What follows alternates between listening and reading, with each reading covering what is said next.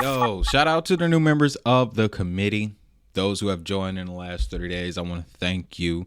And another thank you to those who have stuck around in the last 30 days. Listen, I know I got to do better about announcing my vacations or hiatuses from the channel. That's on me. I'll work on that going forward.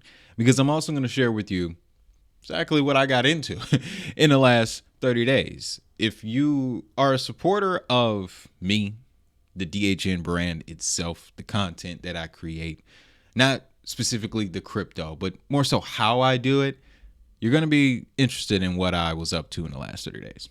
But before we get into that, of course, introductions are in order. Welcome to another edition of the DHN Crypto Podcast. I am your host, Wade Teamer.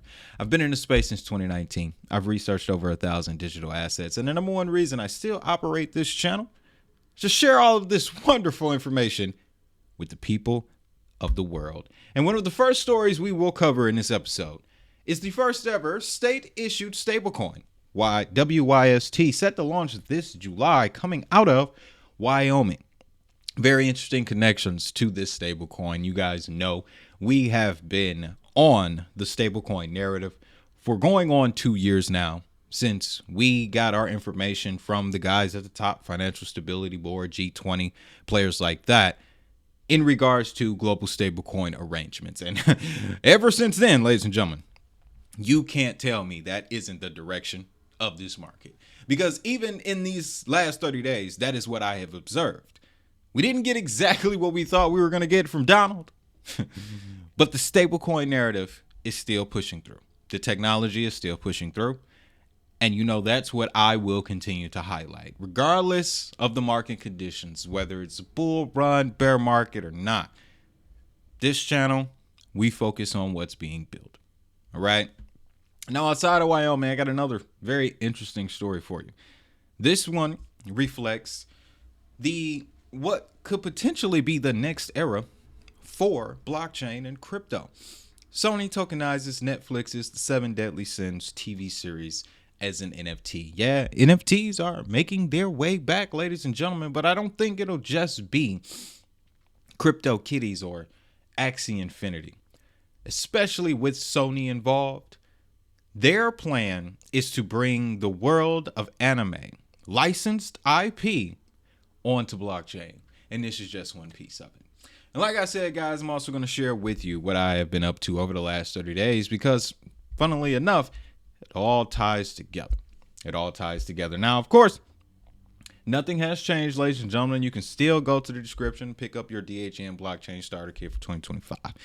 If you have been in this space for years, or you've been in this space for the last 7 days, don't matter. This is a tool that will expose you, that will give you a way to expose yourself to this crypto space at a moderate pace. Because when you overwhelm yourself, that's when you run into problems. All right. But link to that will be in the description, as well as the Blockmaster downloadable PDF ebook that explains to you everything you need to know about this industry, the core fundamental principles. Once you get the solid understanding, the foundational knowledge, then you can fish around and explore everything else that comes with it. And what you do with that information, that is on you. But let's jump back over to Wyoming and dive into this stablecoin a little bit. You have to forgive me too, because I don't know what's going on. Sore throat, feels weird. My gums, they hurt. So that may explain pauses during this episode. Don't feel too bad. Felt a lot worse yesterday. So I'm definitely on the other end of it. But let's jump into this here. Crypto Slate, already get your emails. The state of Wyoming has officially begun testing its state-issued stablecoin, called the Wyoming Stable Token, across several blockchain networks, and is potentially the first fiat-backed and fully reserved stablecoin issued by a U.S. public entity. The story behind Wyoming, ladies and gentlemen, and they have it highlighted here, which networks they will be on first. The story of Wyoming is very interesting, though. If you're in the crypto space, it's one narrative you really want to pay attention to. Before the election, we talked a lot about paying attention to U.S.-based crypto companies. And wouldn't you know it, that's exactly what the rest of the industry did for the 4 months that followed, after what we said. But prior to that, Wyoming led the charge when it came to U.S. adoption of blockchain. And when I say led the charge, I mean they were fighting the federal government for access to the master accounts that central banks and other large financial bodies use to regulate finances and move money around. They were trying to get that same clearance for all blockchain companies. So to see this manifest out of Wyoming, it's very significant. Now, as we can see here, the initial networks that WYST will be deployed on include big names: ETH, Sol, AVAX, Arbitrum, Optimism, Polygon, and Base. But the underlying infrastructure to this deal involves a network that we are very, very familiar with. That network is called Layer 0. And a couple months ago, we were exploring Layer 0's relationships with a number of other networks. Like they mentioned, it's connected to Ethereum and Avalanche. But when you look at Layer 0 and you take a look at all of the change that they have here, I was trying to find a better chart. This is the best source that I can find listing all of Layer 0's connected networks. You you see some pretty interesting names here. Astar, that connects it to Polkadot. And of course, you got the Flare network. Very interesting to see how this could apply to the F assets ecosystem, right? And you keep scrolling here. CRO, Kronos EVM. Kronos been making some real big moves recently. Hedera is another one that's on here. They actually just made a big announcement this morning that we will cover later this week. They launched a new DLT sort of platform that's highly interoperable, ready to connect with big players. We know the narrative, right? Other big names on this list here: Merit Circle for gaming, Mantle, that's RWA, Clayton. We're going to be talking a lot about Clayton in just a minute. Don't worry. That's actually now known as the Kaya blockchain. IOTA EVM. IOTA is moving to the Move programming language, the same programming language that SWI and Aptos uses. They're also starting to stretch into the U.S. market. Boy, if IOTA pulls that off, I'm telling you, exchange listings are coming. But here's another network, too, that surprised me, was the XDC network. So what am I getting at here? Well, you have to understand that all of these networks are open source technologies, and anyone willing to build can do that and connect the networks, any network that they want to connect. That's Layer 0's value prop in and of itself. WYST, the guys behind that stablecoin, whether or not it is their intention to expand to other chains hasn't been fully specified, but we already know how these things go. Once you start on the big ones, you always tend to spread to the other chains, the other smaller chains that actually have the higher capacity to do what you want them to do. Because we've seen it happen several times before.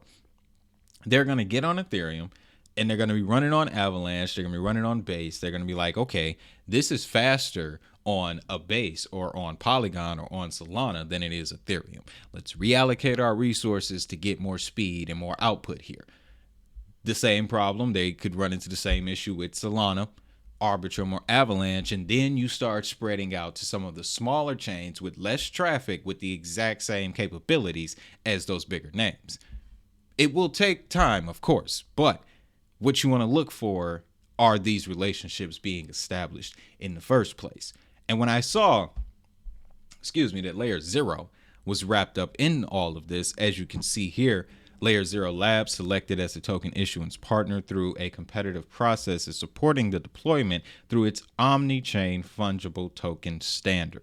So this stablecoin could, in theory, end up anywhere.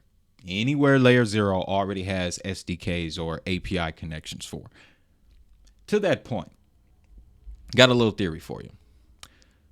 Had a conversation a long time ago, with people who are responsible for the formation of this alliance. You remember when I said that Wyoming should get a lot more credit for how it brought blockchain and crypto to pushed blockchain and crypto to the top of the conversation here in the United States.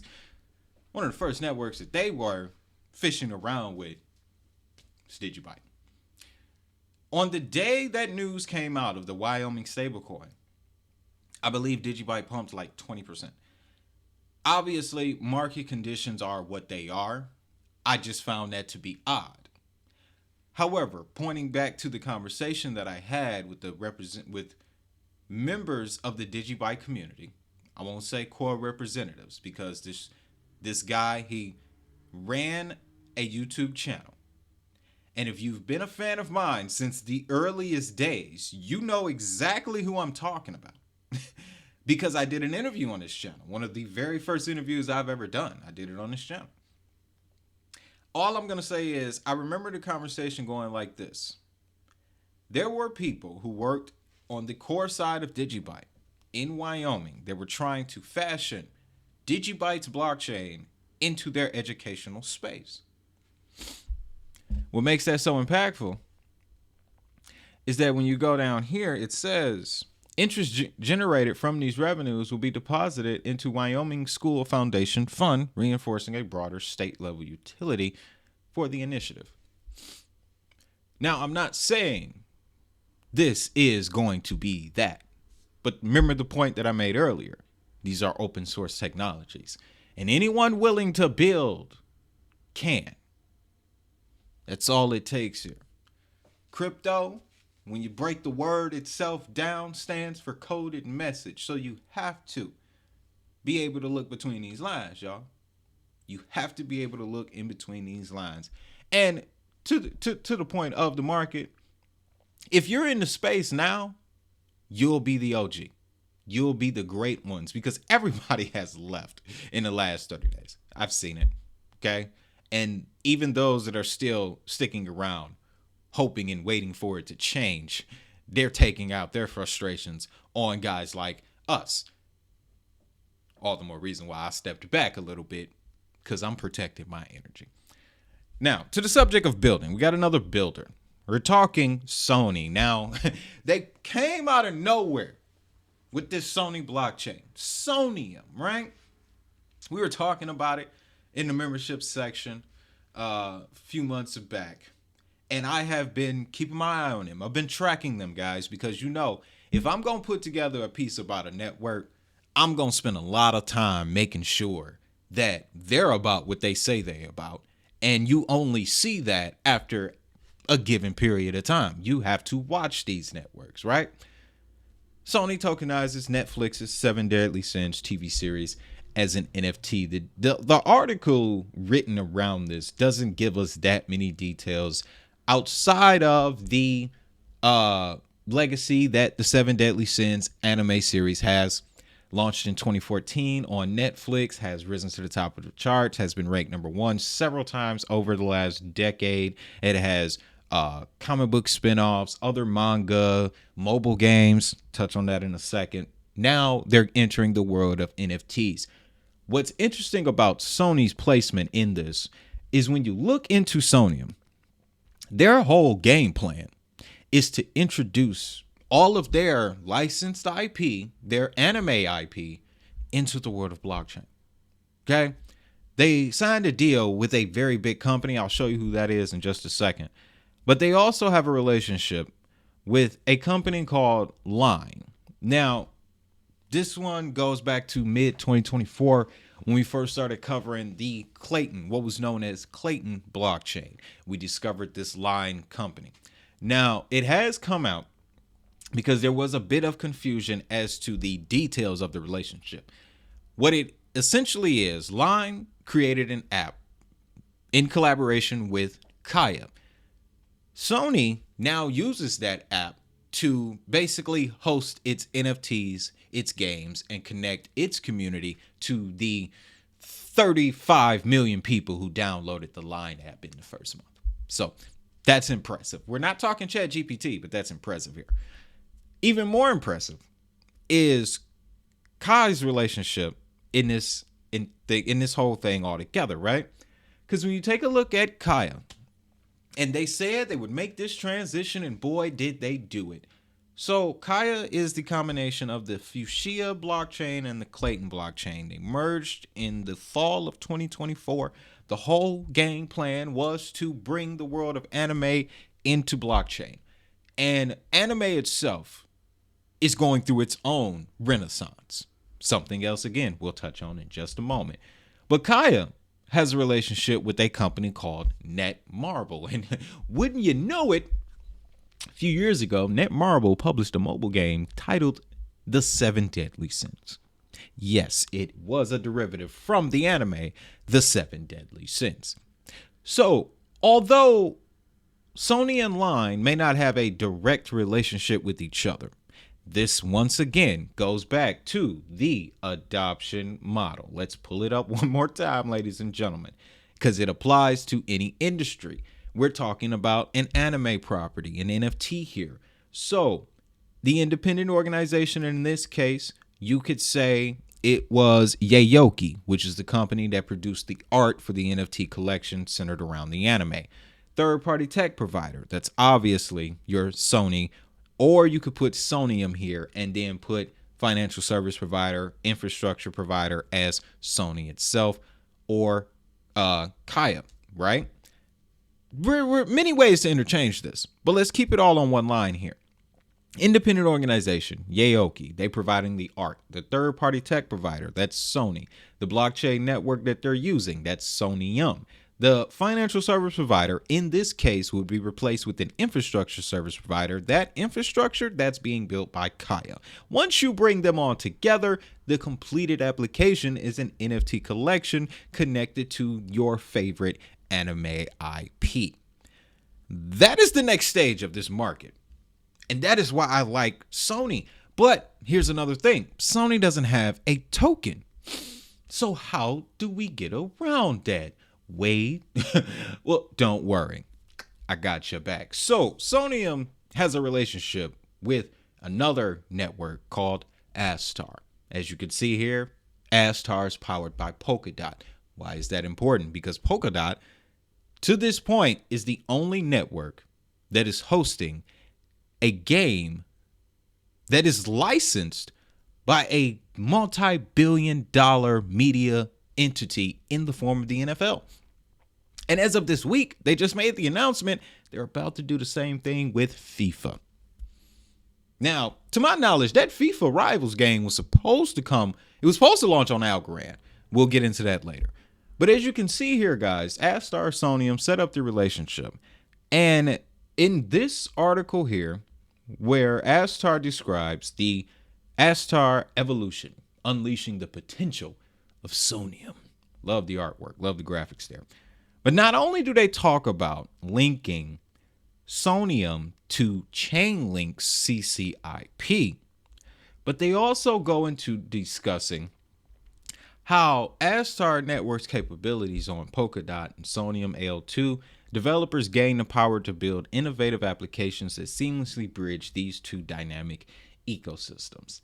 So between Astar's connection to Polkadot and its connections to Chainlink CCIP, and as you can see here, layer 0, Sonium don't need a token. They already have 1, 2, 3, 4 attached to them. This again goes to that point of we will reach a point, and I think we have arrived, where we have to change how we evaluate these assets. Clearly, in the last 90 days, we have learned that the charts can betray us quickly. Straight up. Leading up to the election, US-based crypto projects dominated the market. And within days after he was inaugurated, we're the worst performers in the market. Not going to get too deep into it because I have my feelings and I have my opinions on the current landscape. But we going to stick to the technology here. Because to cap this all off, Sonium just signed a deal with the biggest Web3 anime brand in the space in the form of Animoca Brands. And as you can see here, their number one goal is to bring anime to Web3. So, to that point, how exactly do I know anime is going through a renaissance? Which brings me to what I have been up to over the last 30 days. Listen, a lot of these guys in this crypto space, they make their money off of crypto related products. So your courses, your trading bonuses, and your links to Bybit and all that other crazy crap, right? No, that's not how I make money. I'm a content creator. So my income comes from creating content. That means if I want to expand my income, I need to expand the content that I'm creating. So in the last 30 days, that is what I have been up to, ladies and gentlemen. I'm going to introduce you to Universe Animated. This is a channel that I created actually 2 years ago now.